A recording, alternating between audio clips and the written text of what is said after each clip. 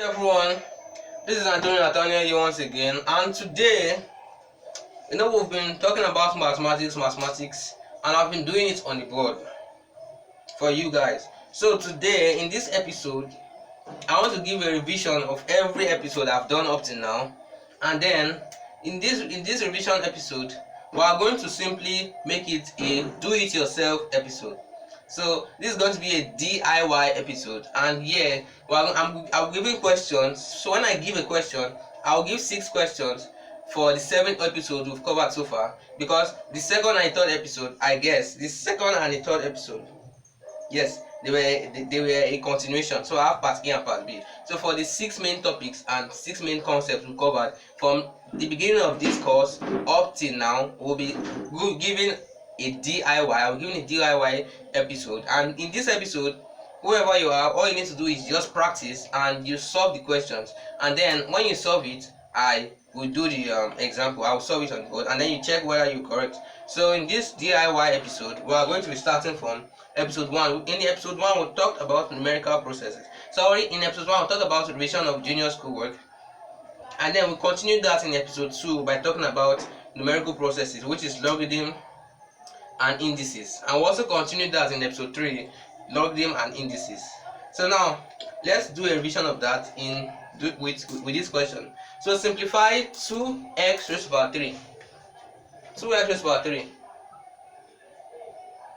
times 2x raised to the power 4. So how do we simplify this question?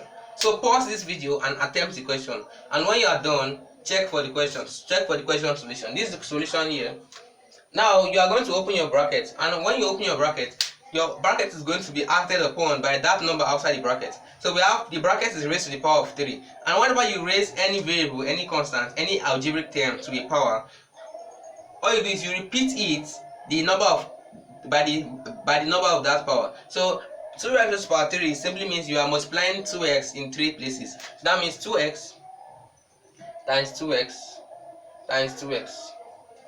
Don't make the mistake of saying this is 2x then raised to the power 3. That's it. No, you have to say 2x times 2x times 2x. So it's not simply 2x raised to the power 3. It's not 2x raised to the power 3.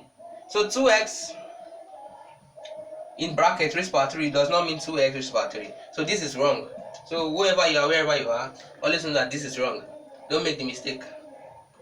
Now that we've simplified that, now let's multiply again by the second thing, which is 2x raised to the power 4.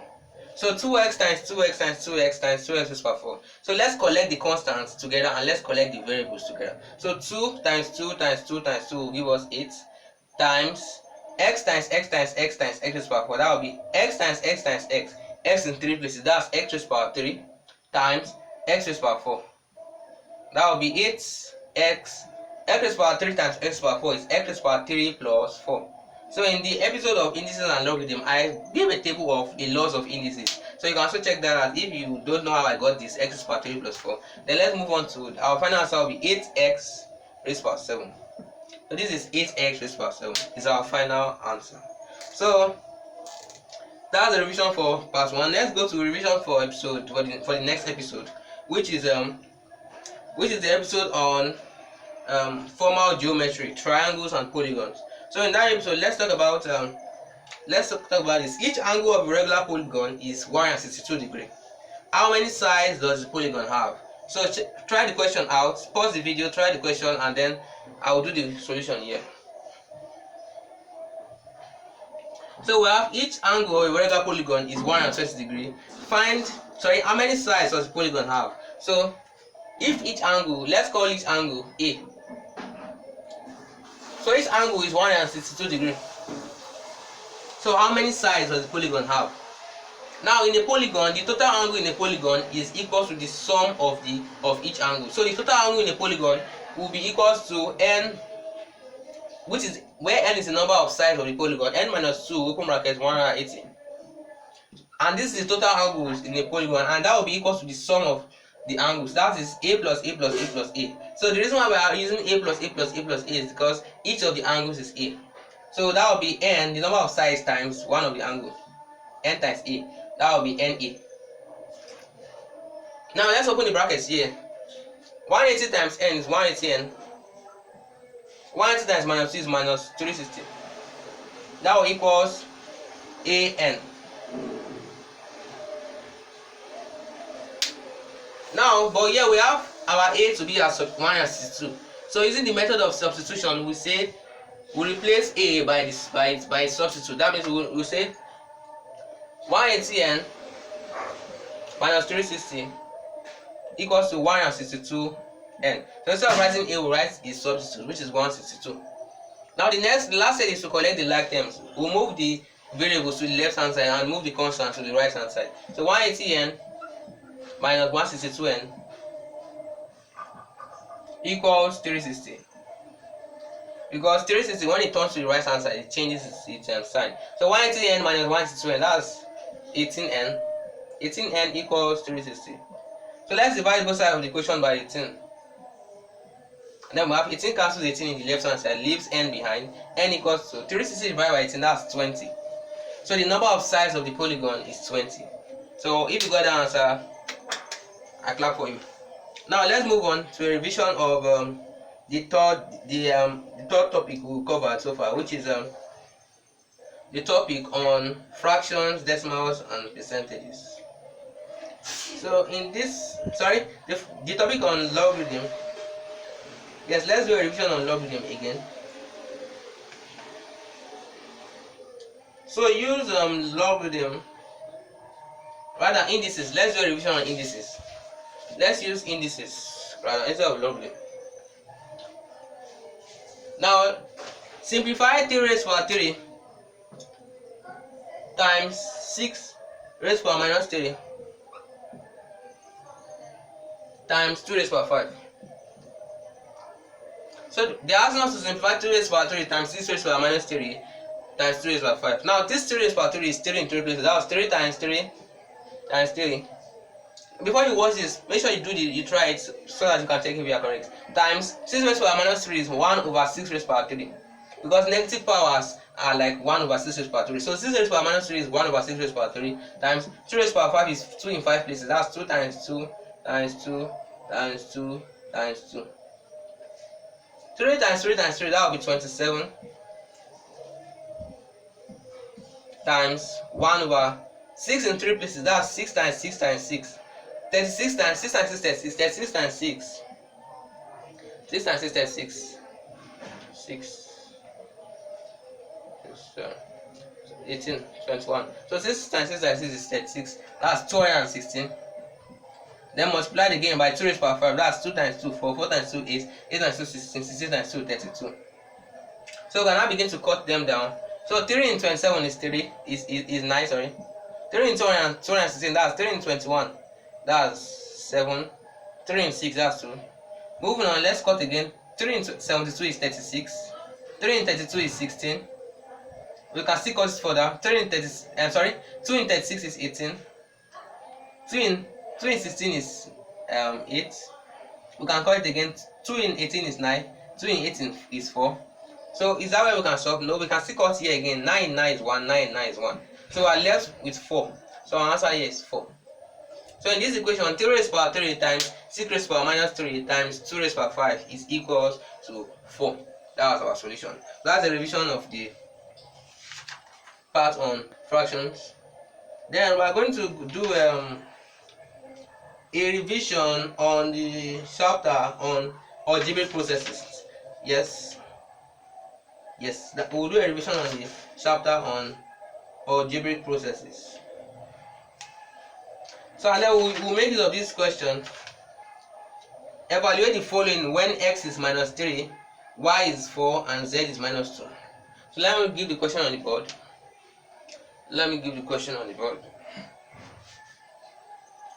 So in this example, we have to evaluate 2y.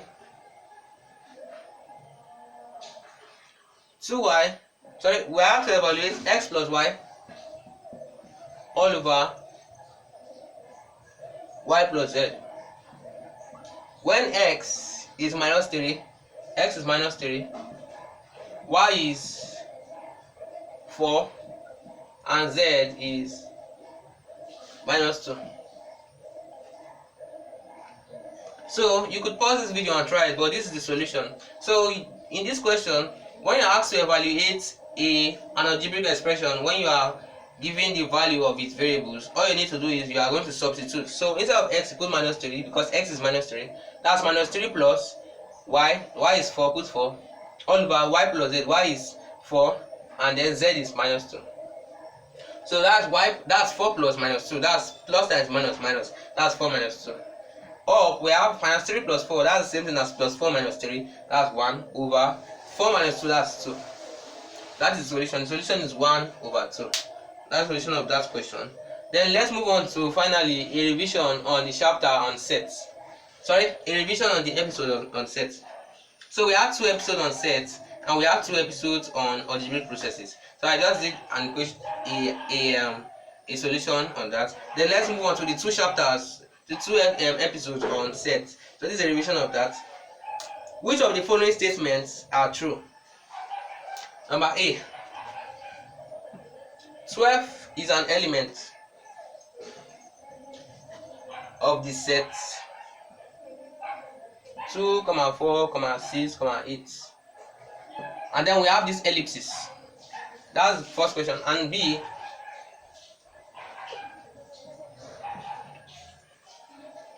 A, B, the set of A, B is not a subset of the set of F, A, C, E.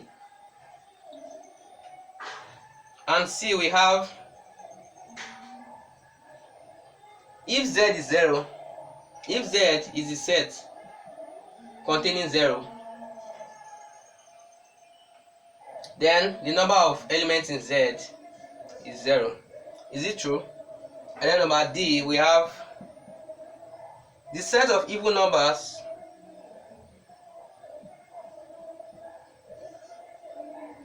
intersecting with the set of odd numbers will give us a null or empty set, which is this phi symbol. And then lastly, we have the set of 1 and 2 union the set of 2 and 3 will give us the set of 2. So is that true? Now let's verify each of them, but before I do that, you should try the questions and continue this video if you've gotten your answers. So for the first one, if you tried the first one, they said 12 is an element of this set, of the set of these numbers. And you can see this number is 2, 4, 6, 8. Then we have the ellipsis. The ellipsis means that this is an infinite set. So that means the elements cannot be counted. So we have 2, 4, 6, 8. So you continue to 10 to 12 to 14. So I just mentioned 12, right? So that shows that 12 is actually an element of this set. And this set can also be referred to as a set of even numbers. So this is true. Now the number B, if you've tried it, this is the solution. Is the set A and B. The set of A and B is not a subset of the set of F, A, and C and E. So is that true? So they're asking you that, is it true that you cannot see A and B in this? So it's A and B here. So we have A here, but is there B here? No. So that means this is not a subset. So that's correct. So the set of A and B is not a subset. So for the set of A and B to be a subset of the set of F, A, C, and E, for the set of A and B to be a subset of the set of F, A, C, E, we have to have both A and B as elements of the set F, A, C, E. So what that means is that if only one of these elements A is inside the set, so we can't still say it's a subset. So that is why it's true.